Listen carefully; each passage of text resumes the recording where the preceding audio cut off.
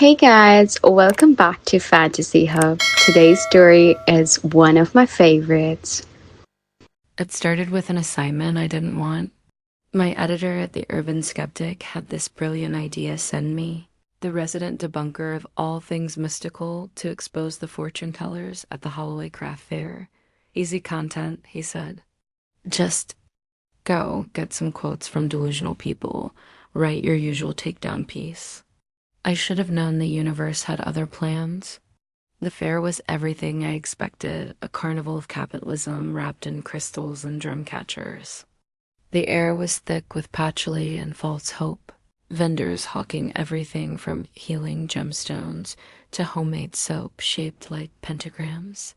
I was mentally composing my opening paragraph when I saw her tent. Deep purple silk billowed in the autumn breeze, and hanging from the entrance was a simple wooden sign, Ava, Tarot, and Truth. No flashy neon, no crystal balls, no theatrical props, just ... Honesty in advertising, I suppose. She was nothing like what I expected. Eva sat behind a small table covered in black velvet, her dark hair cascading over one shoulder as she shuffled. A worn deck of cards. She wasn't dressed in flowing robes or draped in mystical jewelry. Instead, she wore a simple black sweater and jeans, her only adornment a delicate silver pendant that caught the candlelight. But it was her eyes that stopped me cold. Dark brown, almost black, and so intense they seemed to see right through my carefully constructed skepticism. When she looked up as I approached, I felt something I hadn't experienced in years' uncertainty. "You're here to write about me," she said before I could introduce myself. Her voice was warm honey over steel. "But not the story you think you're going to write." I dropped into the chair across from her, my journalist instincts kicking in despite my sudden nervousness. "And what story is that?" She smiled, and it wasn't the practiced smile of someone trying to sell me something. It was knowing, amused. "The one where you prove I'm a fraud." "Well," I said, pulling out my recorder, "since you brought it up, are you?" Ava's laugh was like silver bells in a storm. "That depends on what you mean by fraud." She continued shuffling her cards, her movements fluid and hypnotic. "I can't predict the lottery numbers or tell you if your ex is coming back. But I can read people. I can see what they're hiding from themselves." "And what am I hiding?" The question slipped out before I could stop it. Ava's hands stilled on the cards, and she studied my face with those penetrating eyes. "You're hiding from loneliness," she said softly.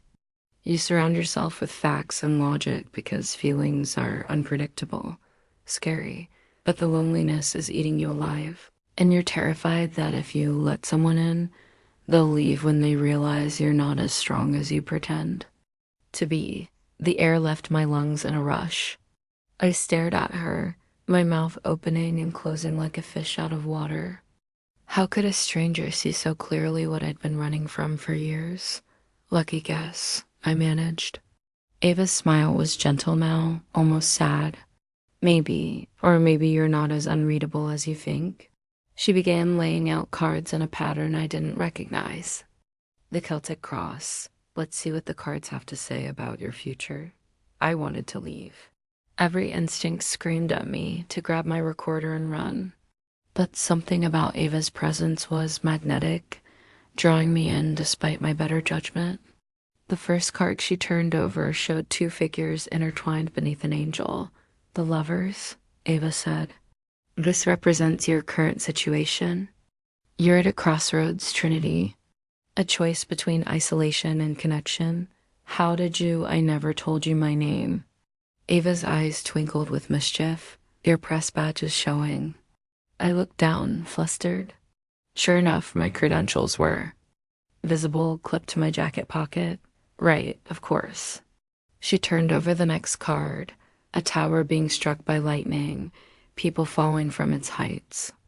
"The tower, this is your challenge. Everything you've built to protect yourself is going to come crashing down. Change is coming whether you want it or not." My hands trembled as I reached for my coffee cup, and that's good. Change is never comfortable, Ava said, her voice gentle. But sometimes we need to tear down the old to make room for the new. She revealed the third card, a hand emerging from a cloud, holding a cup that overflowed with water. The Ace of Cups, new beginnings in love and emotion. An offer of deep connection. Love? I laughed, but it sounded hollow even to my own ears. I don't do love. I do casual, I do temporary, You do scared, Ava interrupted, but that's okay. Fear means it matters. I stared at the cards, my cynical mind trying to find the trick, the cold reading techniques, the way she was manipulating me. But all I could see was the gentle honesty in her eyes. This is ridiculous, I said, but my voice lacked conviction. Maybe, Eva agreed, but you're still here. She was right. I was still here, and I couldn't seem to make myself leave. There was something about Eva that pulled at me, something that made me want to believe in magic for the first time in my adult life. One more card, Ava said, her hand hovering over the deck. This one's about us. Us? My heart hammered against my ribs. There is no us. I'm writing an article about you. Ava's smile was knowing. Are you? She turned over the final card, a woman in white robes, 1 foot on land and 1 in water, pouring liquid from one cup to another. Temperance, balance, the blending of opposites, logic and intuition, skepticism and faith. 2 souls finding harmony. I stared at the card, my mind spinning. That's just coincidence. Random chance, is it? Eva reached across the table, her fingertips brushing against my wrist. The touch sent electricity shooting up my arm. Or maybe some things are meant to be. I jerked my hand back, the sudden contact shattering whatever spell I'd been under. I need to go. Trinity, no. I stood abruptly, knocking over my chair. This is exactly what I came here to expose. Vague predictions, cold reading, preying on people's vulnerabilities. Thank you for the demonstration. I grabbed my recorder and fled, ignoring the hurt that flashed across Ava's face. But as I reached the entrance of her tent, I heard her call out, "You'll be back." I wanted to turn around and tell her she was wrong. But deep down, I knew she was right. 3 days. That's how long I lasted before I found myself back at Ava's tent. I told myself I was there for follow-up questions, professional due diligence. But the truth was, I couldn't stop thinking about her. About the way she'd looked at me like she could see into my soul. About the electricity I'd felt when she touched my wrist. Eva was reading for a young couple when I arrived, her voice soft and encouraging as she explained the significance of their cards. I waited outside, pacing nervously and second-guessing my decision to return. Trinity. Her voice called to me before I could bolt. I'll be with you in a moment. The couple left hand in hand, glowing with whatever hope Ava had given them. I watched them go, wondering if I'd ever felt that kind of certainty about anything. You came back, Eva said, emerging from her tent. I had more questions. For the article? She smiled that knowing smile again. Of course. Would you like to grab coffee? I was just about to take a break. I should have said no. Should have conducted a proper interview in a professional setting. Instead, I heard myself saying, I know a place. The cafe was small and cozy, the kind of place where locals gathered to gossip and students came to study. Eva looked different. In the natural light, younger, more vulnerable. Without the mystical atmosphere of her tent, she seemed almost normal. So, I said, settling into the booth across from her, how long have you been doing this? Reading cards? Since I was 16? My grandmother taught me. Eva stirred sugar into her coffee, her movements graceful and deliberate. She said I had the gift. The gift? Intuition, empathy, the ability to see what people need to hear. Ava's eyes met mine. Some people call it magic. I call it paying attention. And you actually believe in it? The supernatural stuff? Eva was quiet for a long moment. I believe in connection, in the idea that we're all part of something larger than ourselves. Whether you call that God or the universe or just energy, I think it's real. The tarot cards? Come on. The cards are just a tool, Ava said patiently. Like a therapist's questions or a priest's prayers. They help people access what they already know deep down. I leaned forward, my journalist instincts engaged. So you admit it's not really magic? I admit that magic might not be what you think it is. Ava's smile was gentle. You're looking for tricks, for proof that I'm lying, but what if the real magic is just ... connection? Two people truly seeing each other? The way she said it made my chest tight.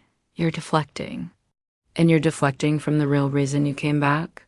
I opened my mouth to argue, then closed it. She was right, and we both knew it. I can't stop thinking about what you said, I admitted. About the loneliness. About hiding. That wasn't the cards, Trinity. That was me seeing you. The sincerity in her voice made my throat close up. I don't know how to do this, connection. I'm better with facts. With things I can prove. What if I told you that sometimes the most important truths can't be proven? That sometimes you have to take a leap of faith? I laughed, but it came out shaky. Then I'd say you're talking to the wrong person. I don't do faith. Everyone does faith, Trinity. You had faith that your coffee would taste good. You have faith that I wouldn't poison you. You had faith that coming here was worth the risk. That's different, is it? Eva reached across the table, her hand covering mine. This time, I didn't pull away. Faith isn't about blind belief. It's about being open to possibilities. Her hand was warm, her touch gentle but firm. I stared down at our joined fingers, marveling at how right it felt. I'm scared, I whispered. I know. Ava's thumb traced circles on my knuckles. But what? If we were scared together?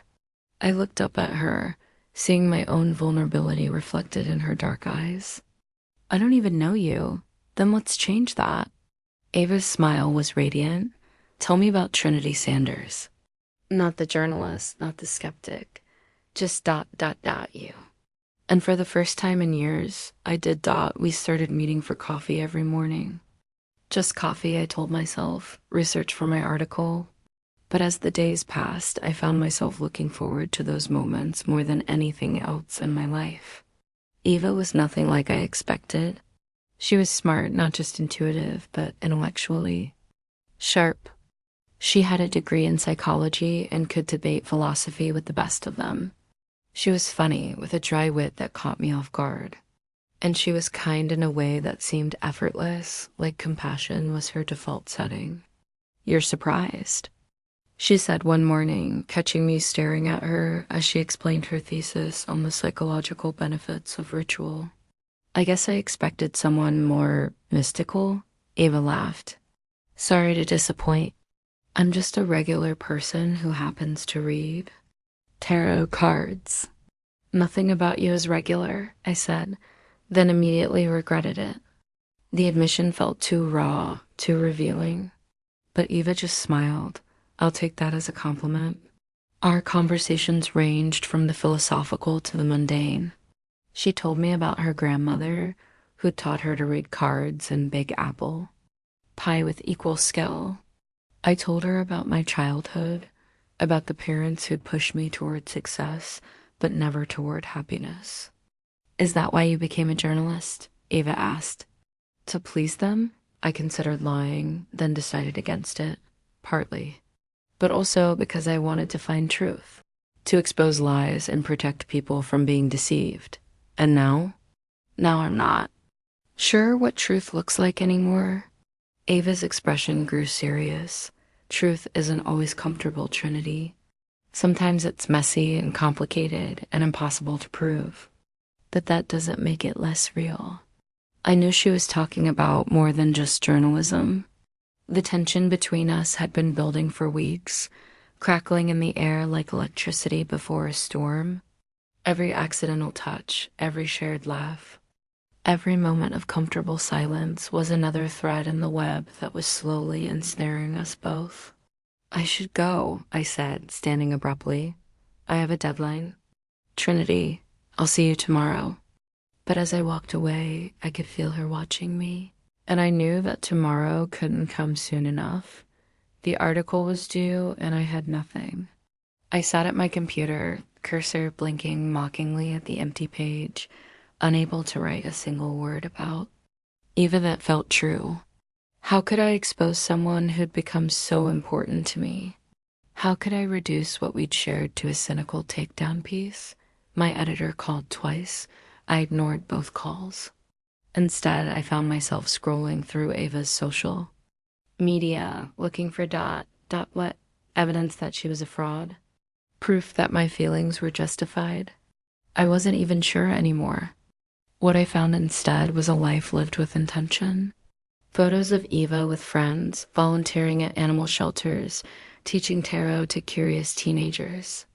No flashy lifestyle, no expensive cars or designer clothes.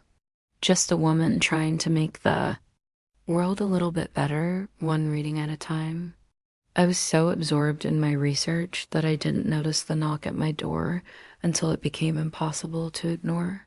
Trinity? I know you're in there. Ava's voice sent a jolt through me. I considered, pretending I wasn't home, but the light was on and my car was in the driveway. Besides, she'd probably already intuited that I was hiding.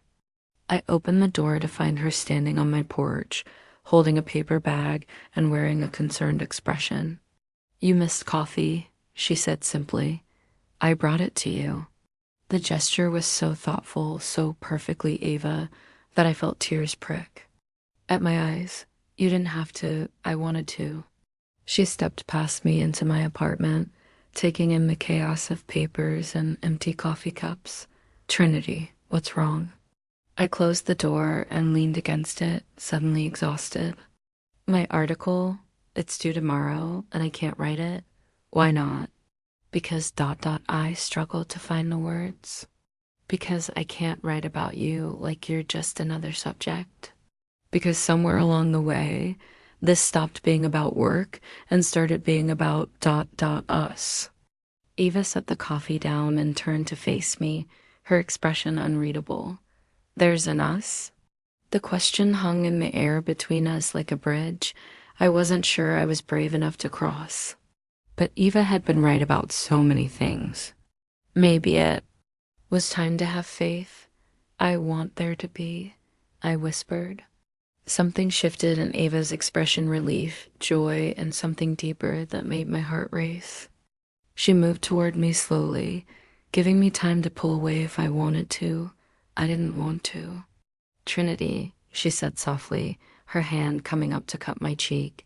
You beautiful, stubborn skeptic. Don't you know, there's always been an us. When she kissed me, it was like coming home to a place I'd never been.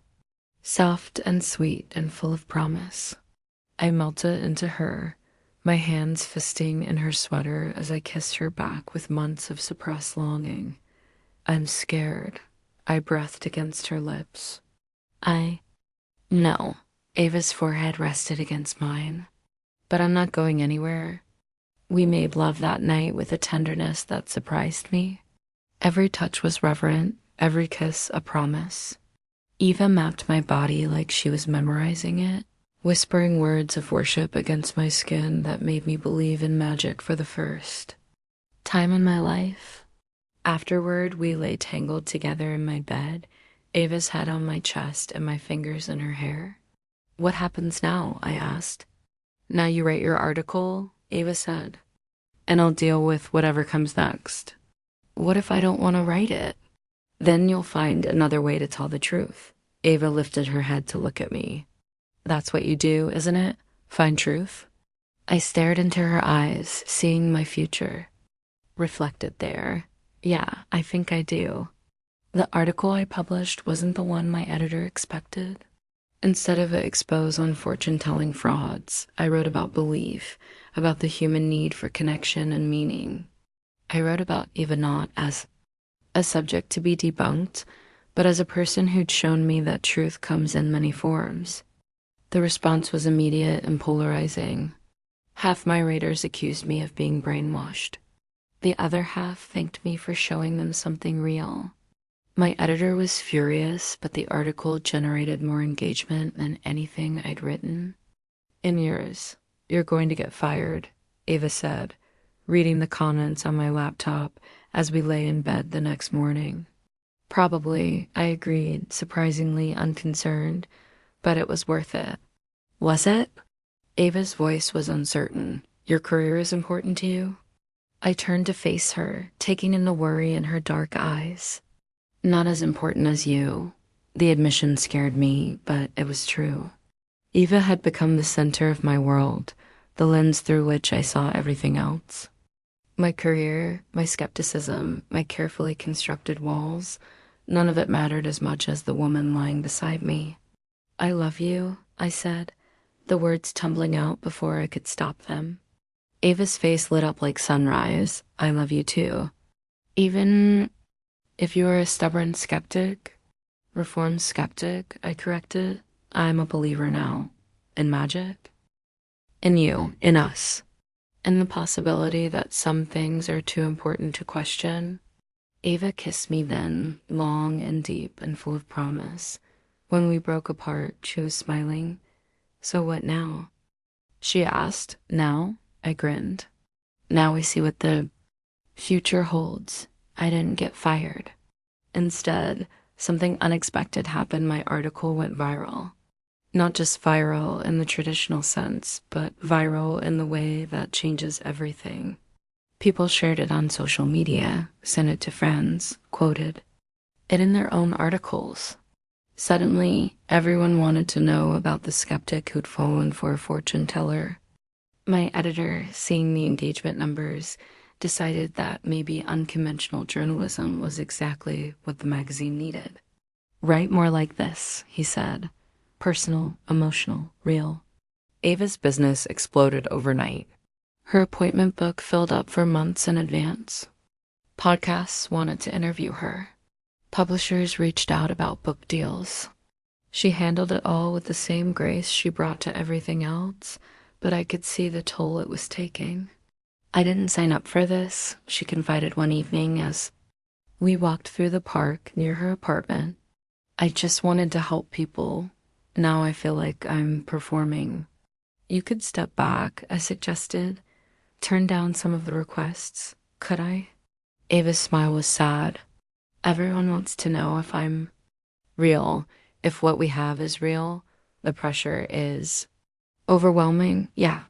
She stopped walking and turned to face me. "What if I can't live up to their expectations? What if I'm just a fraud after all?" I took her hands in mine, feeling the tremor of doubt that ran through her. "Ava, listen to me. You are not a fraud. You are one of the most genuine people I've ever met. You've helped countless people find peace, find direction, find hope. That's not fake. That's a gift." "But what if—" "No what ifs." I pulled her into my arms. "I've spent my whole career looking for lies, Eva. I know how to spot them, and everything about you is true." She buried her face in my neck, and I felt her tears wet against my skin. "I'm scared I'm going to lose you in all this chaos." "Never," I said fiercely. "You're stuck with me. Whether you're famous or unknown, whether you read cards or not, whether people believe in you or not, you're stuck with me." But even as I said the words, I wondered if I was making a promise I could keep. The attention was changing things, changing us, and I wasn't sure if our love was strong enough to survive the spotlight. The test came in the form of a morning show. Appearance. Good Morning America wanted to do a segment on modern spirituality, and they wanted Eva as their main interview. The producer had seen my article and thought our story would make compelling television. "We don't have to do it," I told Ava as we sat in the green room, waiting for her segment. "We can walk away right now." "No," Ava said, her voice steady despite the nerves I could see in her eyes. I wanted to do this. I want to show people that you don't have to choose between logic and intuition, that it's possible to be both grounded and spiritual. The interview started well enough. Ava was articulate and thoughtful, explaining her approach to tarot reading with the same intellectual rigor she'd shown me that first day at the coffee shop. But then the host asked the question we'd both been dreading. So, Ava, prove it. Read. My future right here, right now. I watched from the wings as Ava's composure flickered. This wasn't how she worked. She needed time, connection, the ability to create a safe space for the person she was reading. But she was live on national television, and she couldn't explain that without sounding like she was making excuses. I don't really work that way, Ava said carefully. Tarot isn't a performance. It's a conversation. But surely you can. Give us something? Our viewers would love to see a real psychic prediction. The word psychic made Ava wince. She'd always been careful to distinguish between what she did and what people expected from a psychic. But the host was pushing and Ava was trapped. The cards are saying ... Ava's voice trailed off as she stared at the 3 cards she'd drawn. I could see the panic in her eyes from across the studio. Are you okay? The host asked, leaning forward with predatory concern. I'm fine, Ava said, but her voice shook. I'm just ... This isn't how I normally work. Are you saying you can't do it? That you're not really psychic? I wanted to run onto the set and rescue her, but I was. Frozen in place, watching the woman I loved being torn apart on live television. I never claimed to be psychic, Ava said quietly. I read tarot cards. I help people process their emotions and find clarity. But I'm not a mind reader, and I can't predict the future. The host's smile was sharp. So you're admitting that what you do is fake? No, Ava said, finding her strength. I'm admitting that what I do is human, real, complicated. And if that's not enough for you, then maybe you're looking for the wrong kind of magic. The interview ended shortly after that, but the damage was done. Within hours, clips of Ava's failed reading were all over social media. #FakePhysic trended on Twitter. Comment sections filled with people calling her a fraud. I found Ava in our hotel room afterward, still in her television makeup but looking smaller somehow, diminished. I'm sorry, she said when she saw me. I ruined everything. You didn't ruin anything, I said, sitting beside her on the bed. You were honest. That's more than most people can say. But they think I'm a fraud now. They think we're fake. Who cares what they think? I took her hands, forcing her to look at me. I know you're real. You know you're real. The people who matter, who've actually been helped by what you do, they know you're real. Ava's eyes filled with tears. What if this destroys everything we've built? Then we'll build something new, I said simply, together. But even as I said it, I could feel the weight of the public scrutiny settling around us like a cage. And I wasn't sure if love would be enough to break us free. The next few weeks were brutal. Ava's appointment book emptied as quickly as it had filled. The publishers who'd been interested in her book suddenly stopped returning calls. Podcasts that had been begging for interviews went silent. But worse than the professional rejection was the personal attack. People dug into Ava's past, looking for anything that would confirm their suspicions. They found her college psychology degree and claimed it proved she was just using therapeutic techniques to trick people. They found photos of her with friends and analyzed them for signs of deception.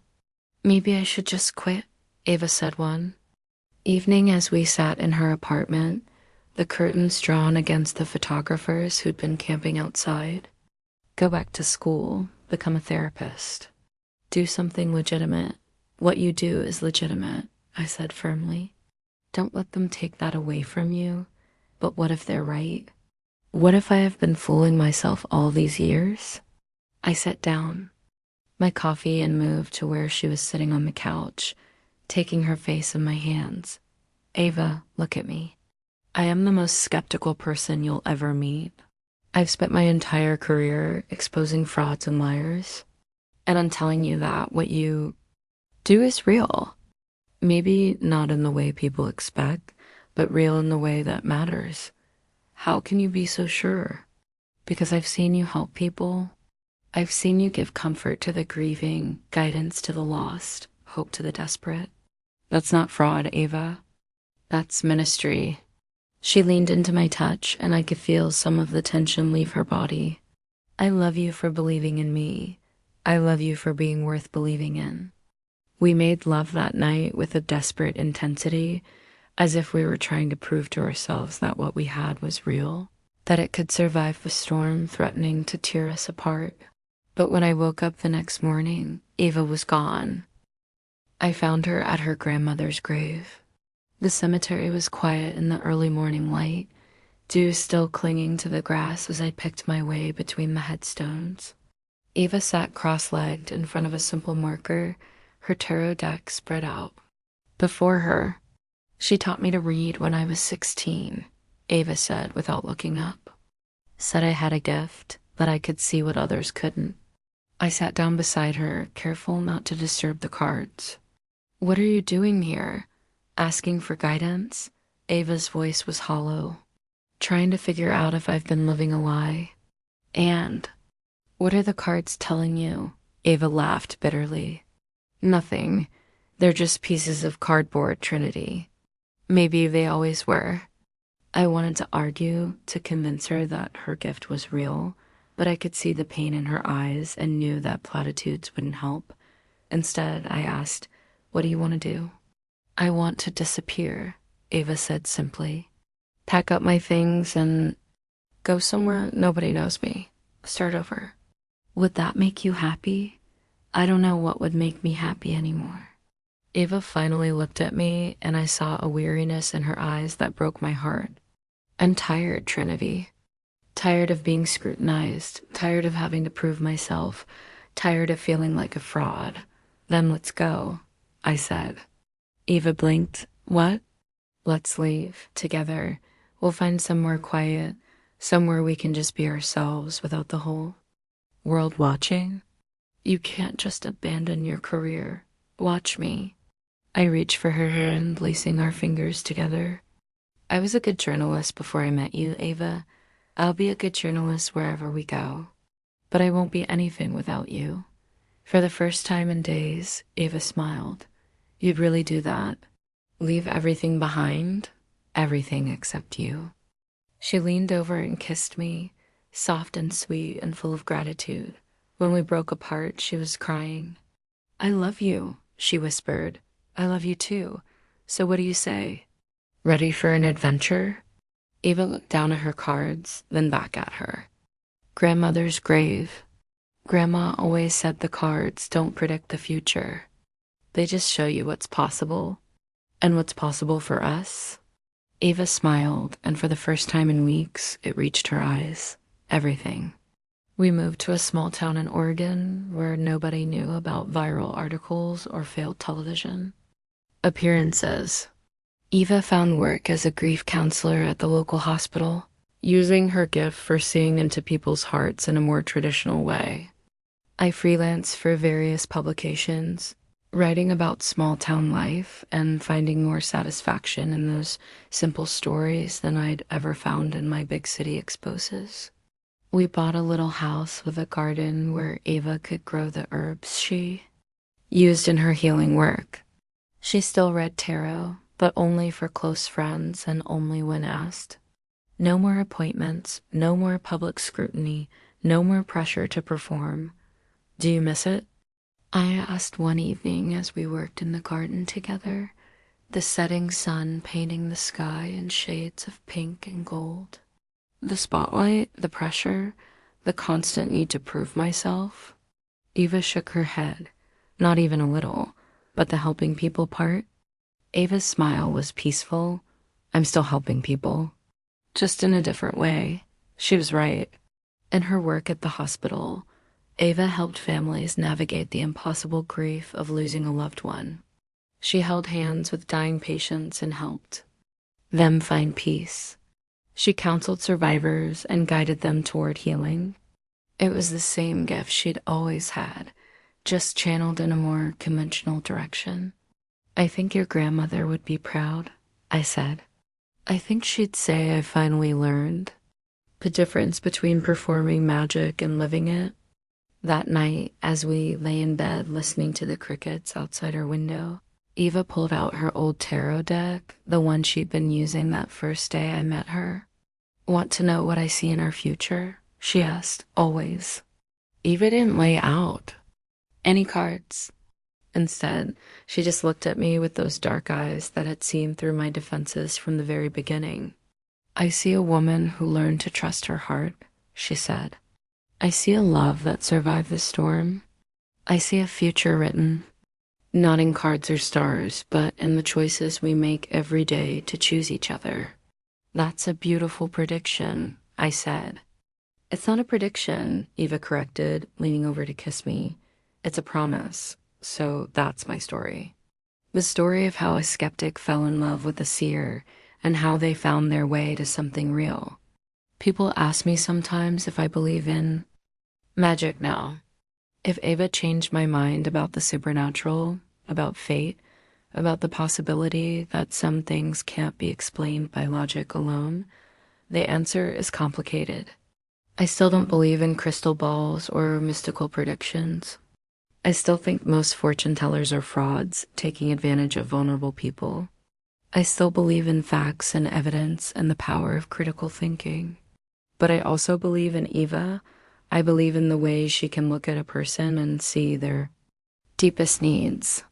I believe in her gift for healing, for helping people find peace in their darkest moments. I believe in the magic that happens when two people truly see each other, accept each other, choose each other despite all the reasons they shouldn't.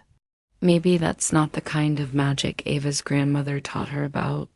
Maybe it's not the kind of magic people expect when they visit a fortune teller's tent.